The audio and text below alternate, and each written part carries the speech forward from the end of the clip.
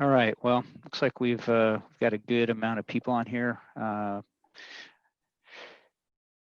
think we're about ready to get started. Becky, you good? I'm ready. All right, well, welcome everyone to Aberdeen's webinar. We are going to be talking today about virtual meetings and events and how we put captions on those and all the different options that go into it. One of the things we hope you get out of it today is that one is, as it is very complicated, the good part is that we can make captions happen on any type of event that you have on the internet. So that's first and foremost that you get out of it, but understanding that because today it is complicated in the sense of so many options and so many different platforms. When we think about when we started 20 years ago almost, it was simply an encoder, a captioner, and a telephone line. It was really simple. And today we have all these software technical packages, and everybody has a different way of doing it. So as a captioning service, we have to be able to adapt to all that. And we'll talk a little bit about that today. One of the things we want to share with you is that we have meeting platforms and we have what we call streaming events, as you'll see here on the page I'm sharing with you.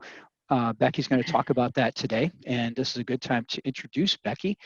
Becky is an owner of Aberdeen and my sister, and we started the company 20 years ago almost with our other sister, Amy, who is actually writing this event live today. So if you have not already done so, you can go ahead and turn on your live captions by clicking at the top of your Zoom meeting, and you'll see a little bar here. I just changed the screen. There should be a little closed caption button at the top. Go ahead and click that, and you should see captions showing up at the bottom of your screen. And this is being done by a live writer. We'll talk about some of the AI options later, but a live writer is going to give you your best option for closed captioning. So with that all said, why don't we go ahead and get started. I'm going to turn it over to Becky. Becky runs our live captioning department and has done that since the beginning of our company. So she has a lot of experience, and she's going to share with you as simply as possible how this all works and how you can benefit from doing this. So Becky, go ahead. All right. Welcome everybody from rainy Southern California this morning, our time, afternoon for many of you. As Matt is still on that slide there, I believe you can see her writing on a steno machine. So here at Aberdeen, we have all steno, as we call them in abbreviation, steno writers who write on the steno machine, and just like Amy is doing today, as you see the captions if you have them turned on. So as Matt was stating, we will go over these various type of virtual platforms. That's just a select few. There are many out there. We're going to do and go over many of those that we service our clients with frequently. So we're going to start off here with meeting platforms, separating it from meeting platforms and streaming events.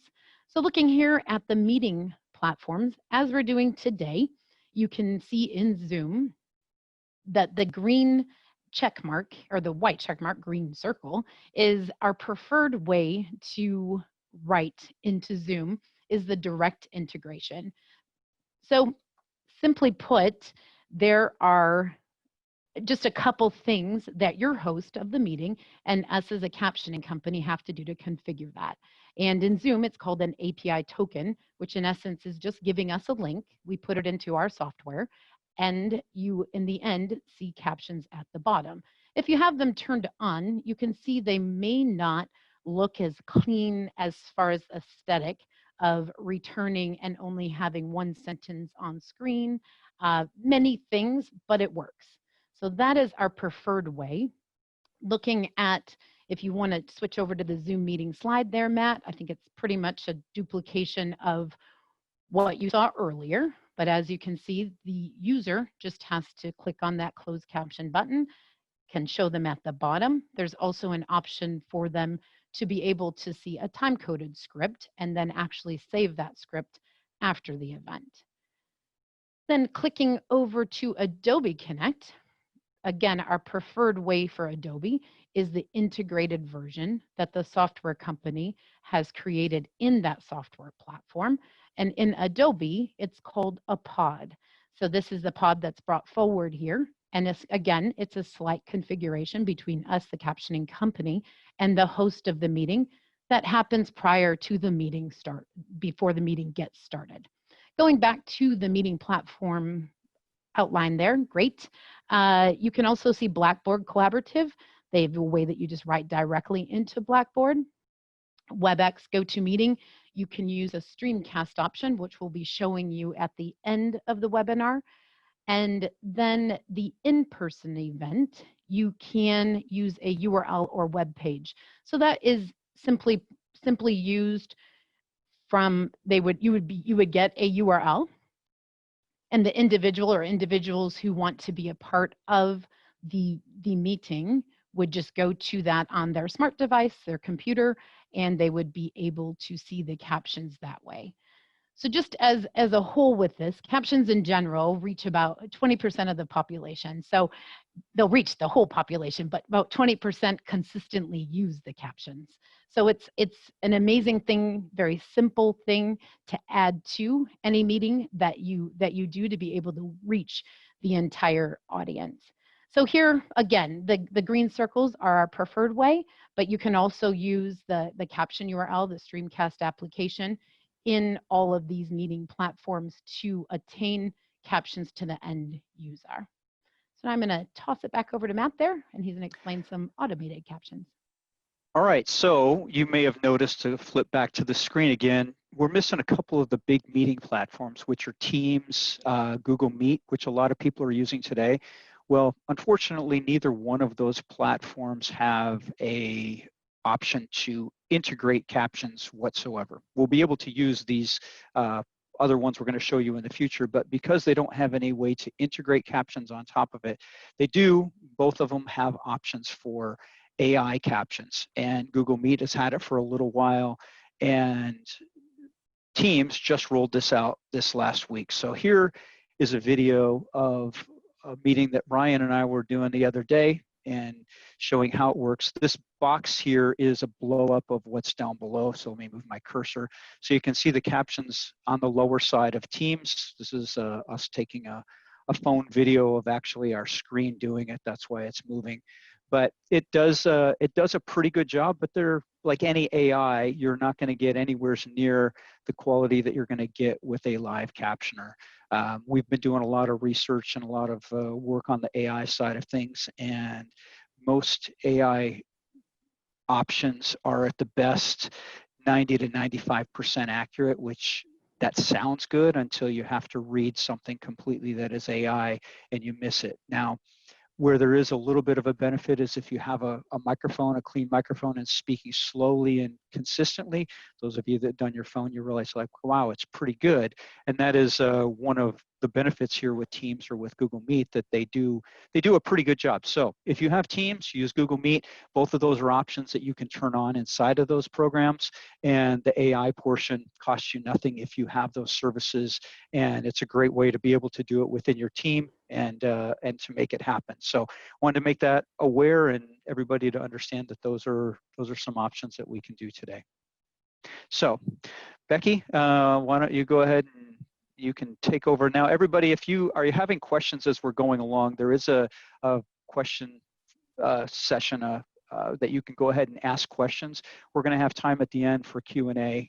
So if you want to go ahead and put in any questions right now, we'll start to put those together and we'll take time to answer all your questions at the end. So we're going to try to do a quick view of all of these. We didn't mention this at first, and then we'll get into the questions. Awesome. So again, separating this between the meeting platforms that I briefly and quite quickly went over, we're now going to look at the streaming events.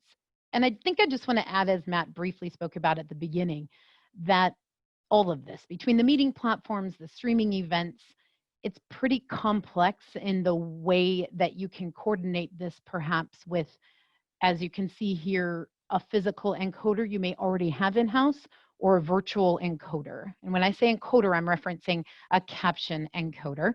And so you can use that, and then also other options to get captions to your specific scenario. Everybody has a specific setup, and it can be as simple as maybe one going to YouTube, or maybe YouTube, the TV, a host of other platforms So we just work closely with you to be able to work out those different scenarios for your specific setup.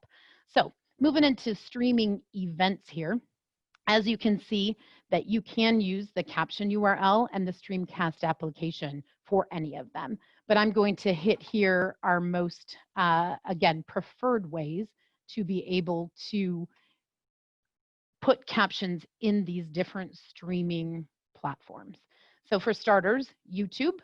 YouTube and Church Online, you can specifically directly integrate. So here's an example of YouTube itself from a church in Westgate Chapel in Toledo, Ohio. You can see Resurrection, that we have the promises that at the bottom are the captions, and then the end user just has to hit on the little settings, which is a very small, but the settings within YouTube to actually turn those captions on, and then they can turn them on and off with just hitting the CC button. But that CC button is where they'll toggle back and forth. And then, as Matt was explaining AI, YouTube does have AI as well, which can easily get confused between when you see real captions and AI, but it does list it under settings there. And then for you as the organizer of this event, it's a pretty simple setup within YouTube once we give you those directions in order how to do it. And then you're giving back to us as the caption provider the caption ingest URL that we put into our system to send back captions to you, that when they get video encoded back to the website or into YouTube, they're there for the end user to see. So back to the streaming events. Thank you. Facebook, I know someone already asked this question. Yes, you definitely can go to Facebook, but this does require a physical encoder or a virtual encoder. You're not able to direct integrate into that. So just to pause a moment, the big difference between directly integrating and a physical or a virtual encoder really comes down to the cost, because a physical encoder can be upwards of $10,000 and then an annual service fee. Virtual encoder can be a smaller setup fee and then a monthly usage fee. And so those are all the green, which is our preferred way, just due to the streaming type and the way that the software has been created for these different encodes works. That is the preferred way to do it. YouTube, when you do the direct integration, it's not costing you any more dollars if you don't have that piece of hardware or that additional software service. So that's how Facebook works, live stream, Vimeo, Wowza Media Services, all with a physical or virtual encoder. Lately, especially since COVID, the Church Online, many churches use this for their way that they stream. So if you do have version 3 and before, you're able to do a direct integration with a what is called an iframe. And if you're familiar with that, just briefly, it is input where you would put the notes or a chat feature within Church Online, and you add another tab for closed caption, and then you can put that iframe there for captions to be able to be seen, and then the video is nicely displayed on the left of Church Online. And again, basically all the applications that we've spoken about between meeting platforms and streaming events, every single one of them, you could incorporate a caption URL web page or a Streamcast application. So like I stated earlier, we're going to go and show you those now. So we'll have first look at the browser URL. So this is just a demo that you're seeing in here of the I Have a Dream speech. If you would like now and want to see our current webinar that's being captioned, you could go ahead and type the https://link.aberdeen.io and the remaining number into your browser, and you'll be able to see exactly what an end user would see when you as the organizer of the event would distribute that link to your end user. So we've had this used for a host of events, whether it's an individual sitting in a classroom, in a meeting, for a conference call, for really anything you could possibly think of that a deaf and hard of hearing individual would want to see captions. this URL can be distributed to them. And as you've been seeing on the screen there, you can see that you can go ahead and choose the color scheme, the font size, the font family, the foreground and background, and so on. You can see all those options there. And this is available, like I said, on any desktop application, on any desktop browser, or on a smartphone. You just go to that URL on it, and it's easily able to be seen. You could also simply display this as a screen share too in any webinar, and then you could amend the size of that browser window and put that on top of your webinar too. Even a better application for that is the next one we want to show you here, called Streamcast app. And Matt's going to quickly bring over our current captions over into this gray window here. So with this, it's a very simple application that you have on your desktop. And in that, you are taking the, you can amend the size, so the height and the width of that box, again, color, font, everything, and put that as text on top. So Matt just made it much larger if you have room on your screen that you're displaying. So for example, with this, you can, this is the easier way if you have a meeting and you have 1, 2, 3 people who are presenting possibly, they could bring this application on their individual computers over onto their screen share, and it lives on top. The text will live on top of whatever screen share they have. So despite if they go click ahead in the PowerPoint or advance something, the text won't leave the screen. So that's a great way to be able to simply display captions if there's not a direct integration into an application. We've even had different people like chroma this box out and actually put that straight into their video signal. So if you wanted to not have captions turn on or off, they'd be, so to speak, burnt into the video. So there's, like we said in the beginning, there's a lot of ways that we can make this work for your specific application. So I think I hit everything on there of what Streamcast app does. And I think that's it for me. So we'll pop it back over to Matt to close up before we go to Q&A. Yeah, I just want to continue to add on to what Becky was saying, the fact when we talked initially that the options to be able to make captions happen anywhere and any type of event, these last 2 options are the ones so that are the ultimate end ones, and the more technical and creative you can be, you can push these into a lot of different environments. And then even understanding that we can combine sometimes meeting events and streaming events. There was an event yesterday with Mark Cuban. It was a webinar that I had signed up for our business, and I was watching it and I was trying to figure out how they were doing it.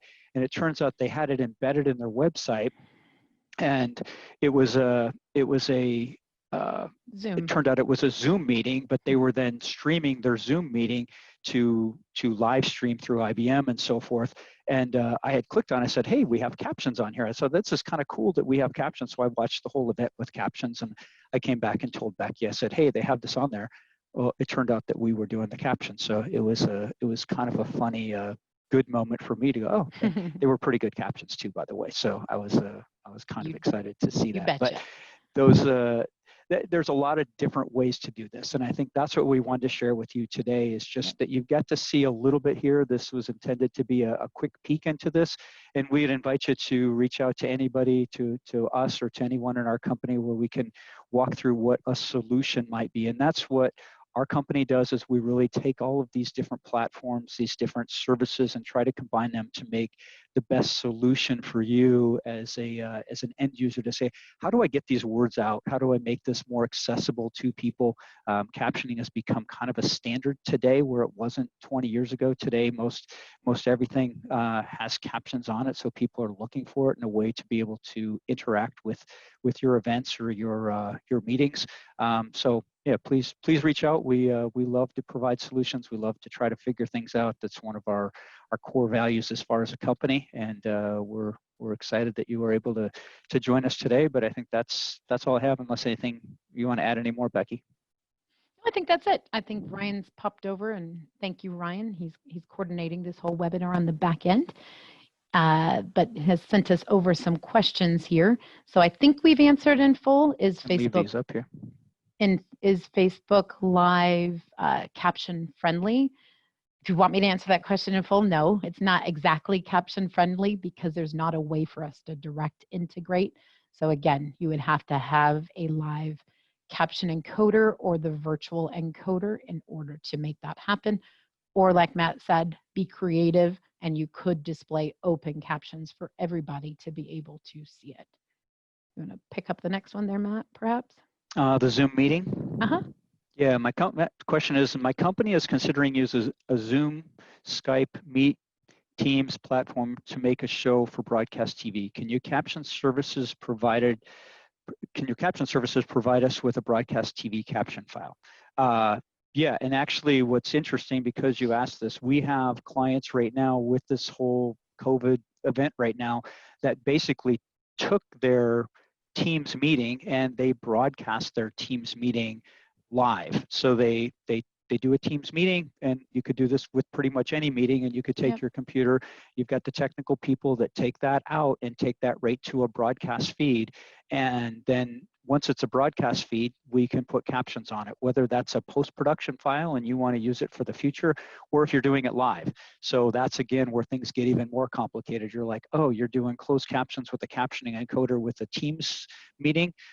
Yes, but that's going to be when you're broadcasting it either on TV, or if you want to broadcast that whole event, which was similar to what they did with Mark Cuban yesterday, is they broadcast that whole event, but they took the platform of a Zoom meeting and be able to do that. So again, this is where things start to combine, and yes, you can. So I hope I answered that question, that we can provide services for that. Yes. Yes. Then the next one, do you link in with Haivision or Living as One? And the answer is yes. Haivision specifically requires that caption encoder in order to embed the captions in the stream. Living as One, we've actually just begun the discovery, so I'm not 100% sure on that, but we can definitely, we'll take your question there, Kyle, and make sure that we finish that discovery and get back to you for sure. And the next one here from Kristen. Hello, Kristen. Could you explain direct integration? I feel like I missed the description. Sure. You're right. You probably did. I think I only said it once. So direct integration is when the actual software application has created that or configured or programmed the software, such as Zoom or Adobe, to actually receive the captions in the software. And all of them have, anybody who has a direct integration has created that in their own coding and ways. So as I started to say, like Zoom here, it doesn't necessarily display captions as maybe you're even used to seeing on the television. So the display will be different, and the way that you get the captions into those platforms is different for every one of them. Where a caption encoder in the TV world has become standard, the standard for meeting platforms and streaming events is all over the show. And that's why this is can be quite confusing. So I hope that explained it for you, Kristen. Yeah, let me just add a little bit there too. The big difference between direct integration, if we go back to this slide, let me go back to, let's say, streaming events for a moment. So when you have the physical encoder and the virtual encoder, both of these are something you as an end provider are going to have to invest in. So this is an additional expense on your part that you're going to have to do, and a little bit more of a complication. When we talk about direct integration or these other two left-hand ones, these are ones as a captioning company, we provide these for you when you work with us as far as a service. So we would work with these other two, but we don't purchase these. You don't buy these from us. You would buy these from somebody like an EEG or another service provider that provides actually a physical piece or the virtual one to be able to do that. So that's probably the big differentiator, that if they have direct integration, we can do it with a single phone call to a company like ourselves. Hello, Mr. Farr, it's Becky. Yes, we'll definitely, we have recorded this, so I believe Ryan will be sending that out to all attendees or providing it for you later. Absolutely. Oh, I think he wrote back to you already there, but. So Christine Riggs asked, can you move, Kristen, sorry. Oh, sorry. There you go. You want to get that one back? Oh, I see it now. Yeah. For folks who cannot attend the live meeting, are you recording? Oh, that was Rob. Where'd Chris? Oh, there's a second one. Can you move the position of the captioning window in meeting platforms like Zoom and WebEx? In Zoom, not to my understanding, you cannot. In YouTube, you can, yes, but you were asking meeting platforms. WebEx, I just cannot remember, to tell you honestly the truth. I'm not sure. But I Yeah, know for sure you can in YouTube. You can move that for sure in YouTube. And if you happen to use this other box that I've left here that you can see, which is the Streamcast app, if you happen to be using this, then Sure. yes, you can. You You can could move move that this anywhere. So Just move if it you for 'em now develop then. slides and you wanted to do this, we could have left a presentation part of our slide open here, similar to what we did with the Streamcast app. Ryan created a slide where it looked nice and pretty right there. Well, then I'd pull it back to here and you could leave this every time. So this is, again, where the complications come. If you want to do something like this, then you're going back to your producer to say, do this. So similar to live TV or broadcast where they maybe only close in on somebody's face so they leave room for captions at the top, where they say, I want all of my closed captioning to be at the top. They would then leave a little headroom in their video shoot. So it takes a little more planning and coordination with your team of whether it's a web creation team for an event like this or for even a broadcast event. How easy, difficult is it to caption in other languages? Easy and difficult. It just depends. If we have an English feed, we do live interpretation into another language, specifically Spanish is a common that we do, and then we would provide the Spanish captions that are being live interpreted. Then in webinar platform, in reality, I mean, you could caption limitless languages just as long as there's a live stenographer from our side to write into that language, which that's where the limitation could come. But as far as the technical aspect of the back end, they're displayed in the same way. It's just working out where we're getting the source of the audio, if it's English or that language, or having to add the live interpretation in it and then send the captions in that way. Yeah, and in addition to the other languages, there are options, again, with the AI side of things that allow us to be able to do live interpretation with an AI side. But again, it's not going to be anywhere near as good as what a live interpreter person would be with a writer that would be doing it that way. So there are options to do it depending upon the situation and if you can live with the machine translation. Those are things that we can look at, and you could go then to almost endless languages at that point in time. Kyle, yes, you would be able to turn the captions on or off in Haivision. His question with Haivision, will people be able to turn the captions on and off? Yes, they can. Another from Tracy, I think it is. Hello, my church is wanting to have sign language interpreting for the live services and live programs. Do you provide this service? We currently do not. We do not provide this service, but I'm sure we could connect you with a provider. And we do have a number of churches who use that, so I'm sure we could get you a connection of somebody to do that. And even now, a lot of the church services that we do work with have provided that as a smaller window in their actual stream, and oftentimes in the same stream that they do the closed captions in. So then it hits that full demographic if someone uses ASL or if they use captions in order to be an integral part of the service. And to add to that, our suggestion and from seeing it work is that the reality is very percentage-wise of the population, a very small percentage knows ASL.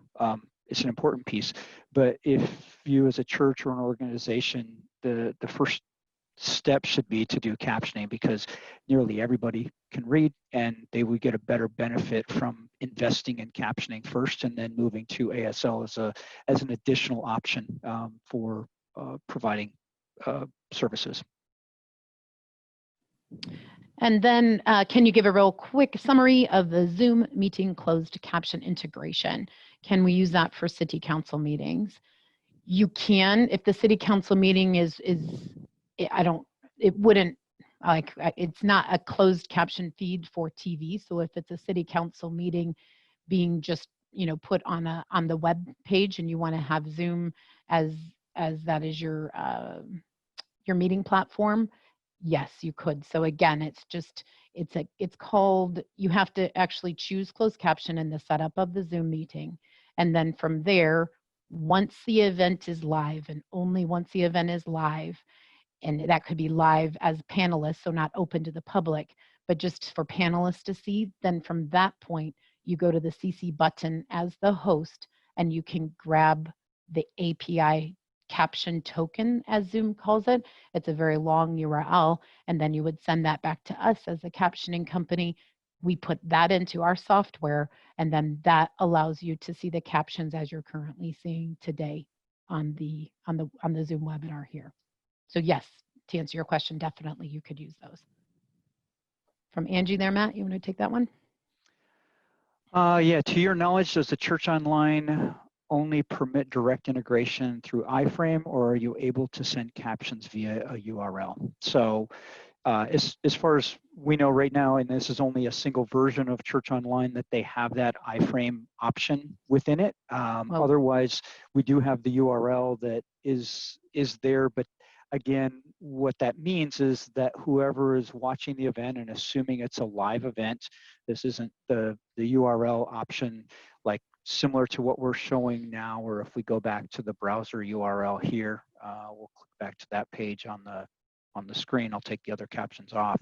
You would have a URL like this for a live event.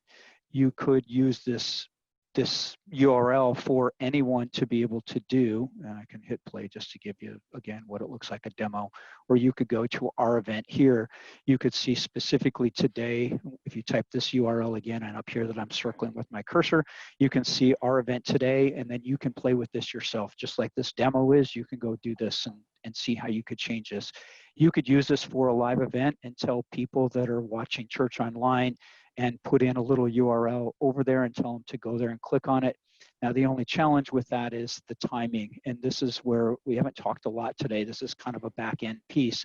Trying to connect the timing of the captions with a streaming event gets challenging because there are all kinds of delays put into the process. It's not, as much as our captioning is real time, the live events are delayed to some degree. And that's where the setup part of it comes, where when you're doing YouTube and other ones where you're going to delay your video, whether it's in YouTube or on your end, there's lots of different ways to do this, but trying to get the timing of the event to time up. But they would have an option to have the URL there with Church Online for a live event with that. And we could work with you to try to figure out how to delay captions on our end to maybe make it work or something like that too. So guys, we know we're over our time by 3 minutes here. We can answer one more question. And again, feel free if you're not able to hang on, but we have one more here, at least from Ted. Can Aberdeen send us captioning to 2 different platforms? For example, a web page for live while simultaneously being included on a live stream? And the answer is yes. We have the ability to write directly to multiple platforms, for that matter, at a time and send that data to you. As Matt was just explaining, we have to do an offset oftentimes for one platform and then hold captions for another, so that by the time the video stream hits the public, their captions come in as close as in sync as we can. So hope that answers your question there, Ted. All righty. Well, thank you, Becky, and thank you everyone for attending today. It was great to be able to share with you some of this, but please feel free to reach out to anyone here at Aberdeen. I don't know if we had our contact information up there, but you have it in the initial invite, so you can respond to that, and we'll get back with you, absolutely. But thank you for your time today, and we'll look forward to seeing you again on another webinar. Thank you so much.